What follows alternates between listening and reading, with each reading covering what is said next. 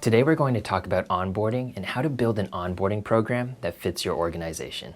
We'll start by first mapping out different onboarding experiences. We'll then identify the onboarding activities and tasks, incorporate those into a program, and finally talk briefly about automation and self-service options.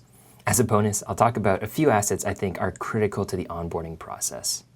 To start thinking about the whole experience, I put together 2 journey maps that incorporate some of the best and worst stories I've heard around onboarding. I'll start with the negative experience, and then we'll flip it around and map out the ideal onboarding experience the same way. Let's take this journey from the viewpoint of both Sally, our hiring manager, and Maya, our new hire.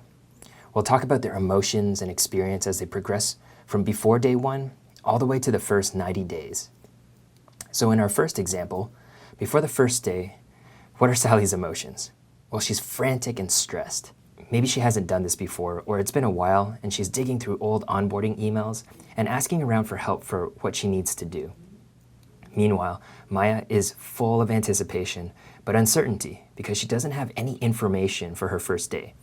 She's reaching out to her primary contact, which was her interviewer, and ends up deciding for herself what to bring, when to show up, and what to wear. Moving to day 1, Sally's feeling even more unsupported and now frustrated. She's scrambled to get onboarding tasks finished, shifting meetings to try to find time with the new hire, and resorting to forwarding email directions to Maya throughout the day.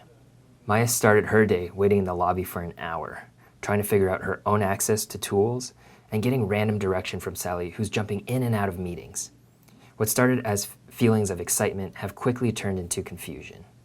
By the end of the first week, Sally is starting to feel guilty for not onboarding well and disappointed with herself and the company for how this all played out.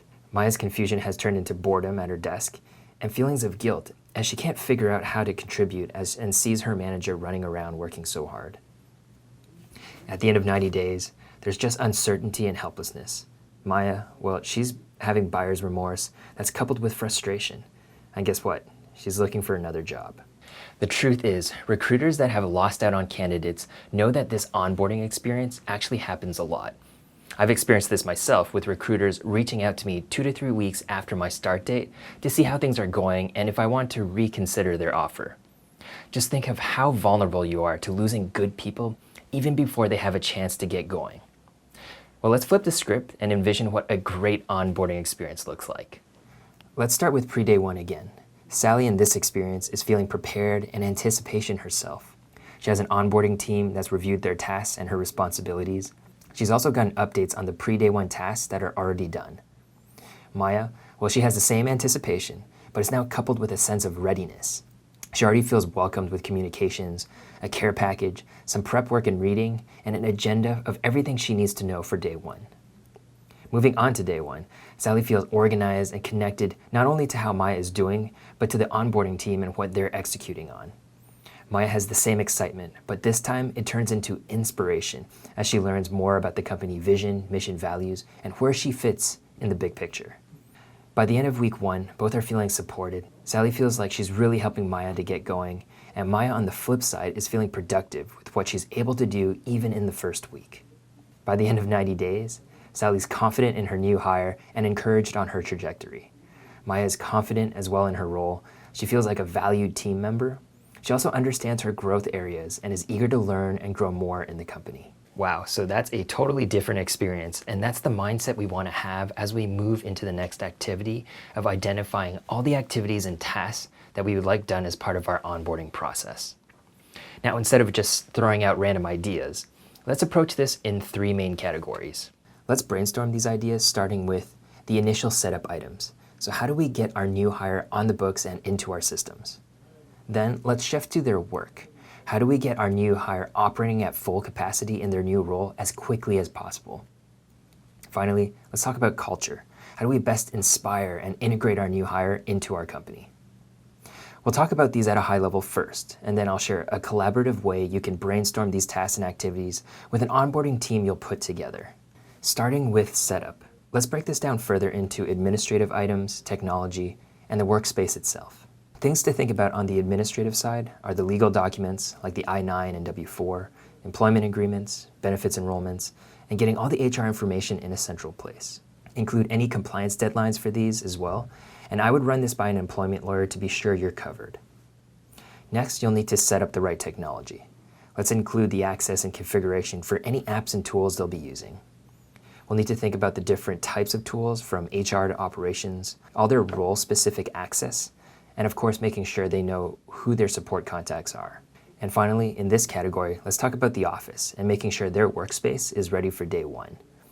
It could be simple things like just giving directions to find the place, and maybe sending them an entire remote setup with a chair, desk, and monitor before they even start.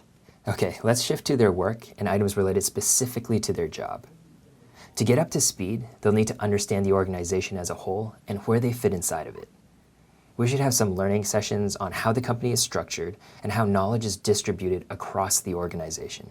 When getting them up to speed in their role, let's think about how their tasks and responsibilities ramp up over time. This is where the hiring manager really needs to get involved. We'll talk about this in more detail later, but in the meantime, let's add instructions to their team, the meetings they need to attend, and getting ready for their first one-on-one. Finally, they'll need training around the tools they're using and the processes and methodologies used by the company and their team specifically. Finally, let's talk about culture.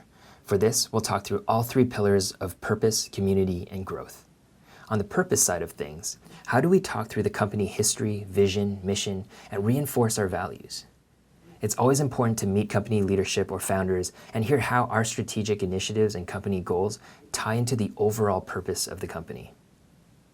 Moving to community and creating those meaningful interactions. Can we introduce a buddy into the onboarding process?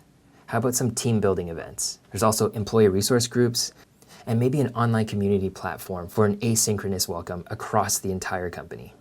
Finally, how do we kickstart their personal and professional development? When do we get them on their individual development plans? What training do we want them to get started on and when? And also thinking about any mental health and wellness initiatives that you'd like to introduce them to. Now let's talk about forming an onboarding team to brainstorm and list out all these activities. If you're a small company, this may be a whole company offsite event. If larger, formulate a team for this exercise that includes different hiring managers, representation from IT that helps with the technology setup, and of course, key members from your people team. A collaborative way to list out these items is to get this group together and use sticky notes and pasting them on a whiteboard as a group. You can use the slides we just went through to queue up ideas and facilitate the meeting. Have individuals or paired up teams write down different tasks and activities that they come up with under each category. You can use different colors for each onboarding area and group related tasks together. You can start with one area and move to the next, or break the session up into 30-minute sessions and then regroup and have people walk through what they've added to the board, discuss, and then continue on. Once you have what you believe is a full set of activities, you can then begin road mapping them in different windows of time, such as pre-day one, day one, first week, first month, and the first quarter and beyond. You can move them from your brainstorming checklist one by one, or move them in groups. You can then also talk about sequencing and placing items top to bottom to visualize in what order things should happen. This activity can be done in person or remote using apps like Mural, and I'll link that in the description below.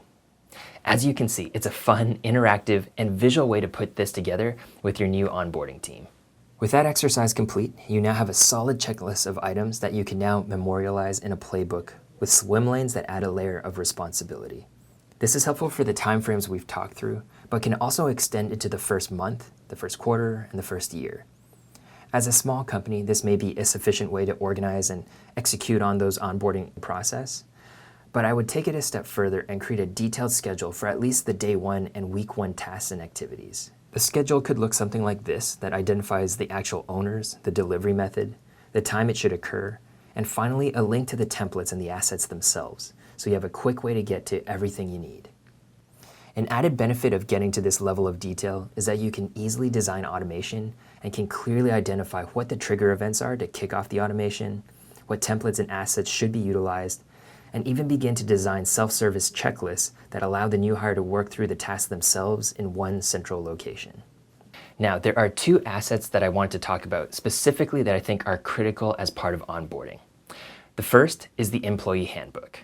This document is a real opportunity in the onboarding process if it's done right. I've seen versions that inspire and really guide new hires and accelerate their integration.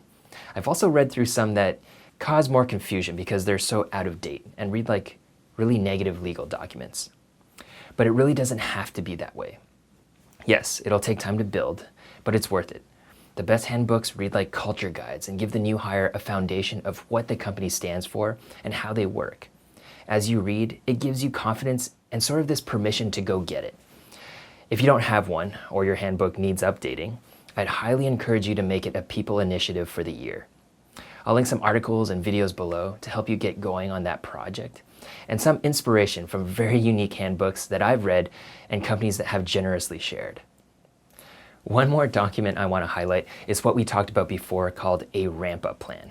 And this outlines the expectations and increasing responsibility that the new hire will take on and be measured to as they get to full speed. This asset is very specific to the role and should be put together by the hiring manager and their team. As an example, here's a document we like to use as we walk through the ramp-up of an associate onboarding to one of our consulting teams. This outlines the time frame we think it'll take to get up to full capacity, with phases of how they'll ramp up and expectations around their confidence level. And just FYI, the fake it till you make it doesn't mean lying. We view it as finding the confidence inside yourself to take on challenges you've never seen or done before. So using this as a tool, we'll explain the ramp up of responsibilities and expectations. For example, we'll say things like, in the first 30 days, we'll expect you to be in more of a supporting role with clients, taking meeting notes, going through our training program, learning our methodologies, and taking on some internal projects with a senior consultant.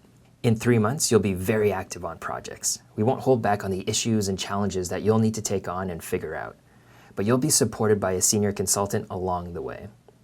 You should be familiar with our processes at this point and have built relationships with our client to be able to reach out and work on deliverables that you'll actually begin presenting in client meetings. In 6 months, you'll be taking lead on tasks and really driving the work with our clients.